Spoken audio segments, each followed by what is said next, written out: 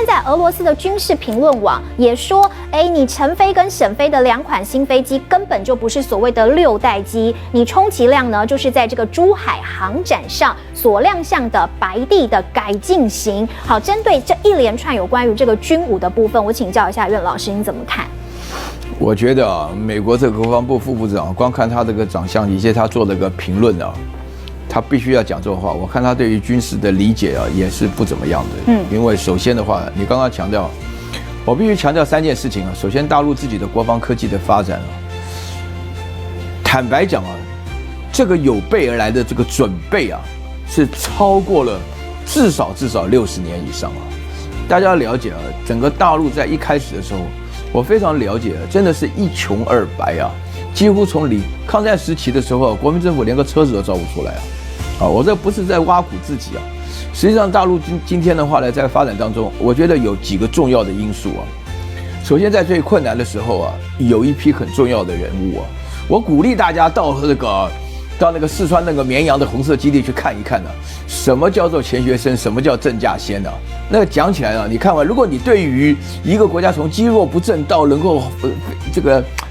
飞扬吐气的时候呢，你真的会掉出眼泪来啊！这个大家心里要有一种感觉，就是说，首先就是有一批人啊，不贪恋美国的生活啊。郑稼先是杨振宁的发小啊，他们都是江南人啊，但是呢，他们在基本上的话呢，这个非常伟大了。我在这边没有时间做进一步的发挥了，但是，然后第二点的话呢，大陆始终就非常重视国防科技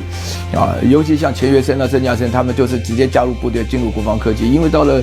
60年代的时候，没有原子弹都被人家看不起的时候呢，他们自己用最土法炼钢的方式啊，就是国防科技的重视的程度，对于这个政府的这个大力的维持啊。然后第3个因素是教育啊，大陆本身的话，1年呢训练出200万个工程师啊，这个教育啊，确实是非常非常难能可贵啊。以这个我们跟那个黄仁勋是一样的人种啊。他能行，我们这边200万人种训练出来不会差到太远吧？啊，就算最厉害吧，那我们还有第2名，那我们接下来200万人呢，每1年呢，对不对？所以说在这种情况之下的话呢，就是大陆最近的话呢，不要讲说是这个耀光了啊，你就是说是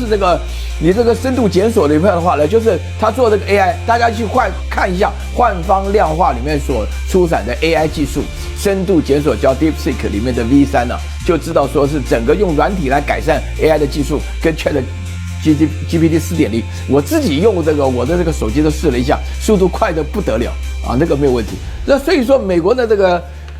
另外都强调的说是那个核能潜艇的问题啊，大陆的核能潜艇发现是一个闽南人呢，我听他讲话的时候，以为他台湾人，那个闽南腔很重啊，多少啊？将近30年没有回家，就在偷偷的发展这种，也不是说偷偷了，就反正是机密嘛。没有看到自己妈妈走哦，我这看完以后，我看他的介绍，我现在讲的都蛮难过的，就是为了国家的科技发展，因为大陆最重要的一个原子弹，一个核能潜艇是不行就会被别人威胁嘛，所以说这个做出来一个姓黄的啦，黄什么华的啊，就是说大家都知道。然后你第3个讲到俄罗斯的话呢，我说一句良心话。俄罗斯本身啊，那个苏-57啊，那个铆钉啊，各方面，虽然谢尔盖他本身飞得不错啊，但是我必须说，俄罗斯人打从心底啊，原来啊根本没有中国人地位。我在留学的时候碰到俄罗斯人啊，俄罗斯人对于西欧人、对于比利时人、对法国人倒是蛮羡慕的，但对中国人没什么感觉。为什么？他觉得你根本就不行。俄罗斯的种族主义的现象比美国人还严重，美国人是无知，俄罗斯人是傲慢啊，两者情况都是一样。我觉得你维持这种心情很好嘛。但是我们整个长期来，就像4919、41929一样，要用时间来验证自己到底行不行嘛。说句良心话，志得意满太骄傲也不行。但是你要知道，这就搞出来了，而且我必须坦白讲啊，那个歼36在陈飞的头上已经飞了多少次了啊？然后那个歼20的伴飞啊，那如果说你觉得说没有的话，我也无所谓，这个完全是一个名称啊。但是美国本身根本做不出来的原因不是没有科技，你知道美国什么？美国是太贵了，没有钱。美国搞那个什么下一代的空中霸王啊，就 Next Generation Air Dominance 的话呢，啊，图都画完了，属于 PPT 啊，没办法落实的原因是一架要盖3亿多啊，你建个战斗机，那3亿多美元的话呢，美国全部国防预算啊，才多少啊，对不对？所以没办法换装啊。我不是说美国跟俄国的科技不行，我是说你整个管理、整个政府、整个教育，通通都不行，你怎么比啊？